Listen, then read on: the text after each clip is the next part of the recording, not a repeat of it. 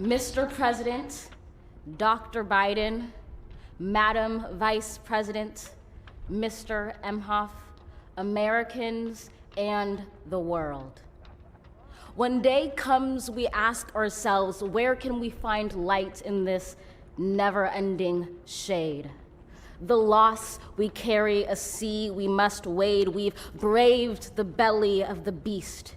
We've learned that quiet isn't always peace, and the norms and notions of what just isn't always just is. And yet the dawn is ours before we knew it. Somehow we do it. Somehow we've weathered and witnessed a nation that isn't broken, but simply unfinished. We, the successors of a country and a time where a skinny black girl descended from slaves and raised by a single mother can dream of becoming president, only to find herself reciting for one. And yes, we are far from polished, far from pristine, but that doesn't mean we are striving to form a union that is perfect. We are striving to forge our union with purpose, to compose a country committed to all cultures, colors, characters, and conditions of man. And so we lift our gazes not to what stands between us, but what stands before us. We close the divide because we know to put our future first. We must first put our differences aside. We lay down our arms so we can reach out our arms to one another. We seek harm to none and harmony for all. Let the globe, if nothing else, say this is true. That even as we grieved, we grew, that even as we hurt, we hoped, that even as we tired, we tried, that we'll forever be tied together, victorious, not because we will never again know defeat, but because we will never again sow division. Scripture tells us to envision that everyone shall sit under their own vine and fig tree, and no one shall make them afraid.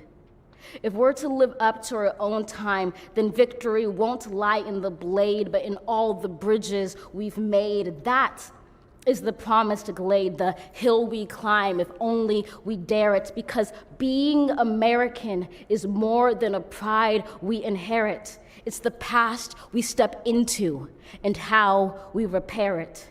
We've seen a force that would shatter our nation rather than share it, would destroy our country if it meant delaying democracy.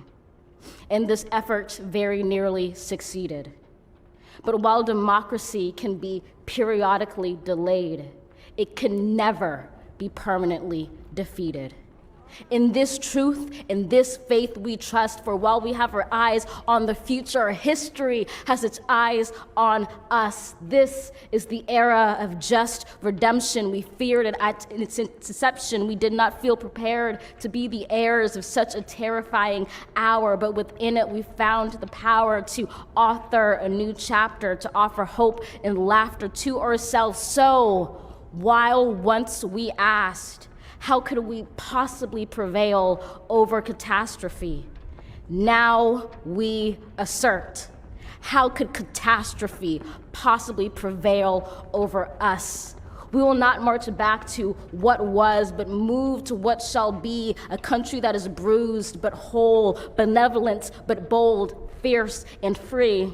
We will not be turned around or interrupted by intimidation, because we know our inaction and inertia will be the inheritance of the next generation. Our blunders become their burdens. But one thing is certain: if we merge mercy with might and might with right, then love becomes our legacy and change our children's birthright. So let us leave behind a country better than the one we were left. With every breath from my bronze-pounded chest, we will raise this wounded world into a wondrous one. We will rise from the gold-limbed hills of the West. We will rise from the windswept Northeast, where our forefathers first realized revolution. We will rise from the lake-rimmed cities of the Midwestern states. We will rise from the sun-baked South. We will rebuild, reconcile, and recover in every known nook of our nation, in every corner called our country. Our people, diverse and beautiful, will emerge battered and beautiful. When day comes, we step out of the shade, aflame and unafraid. The new dawn blooms as we free it. For there is always light, if only we're brave enough to see it, if only we're brave enough to be it.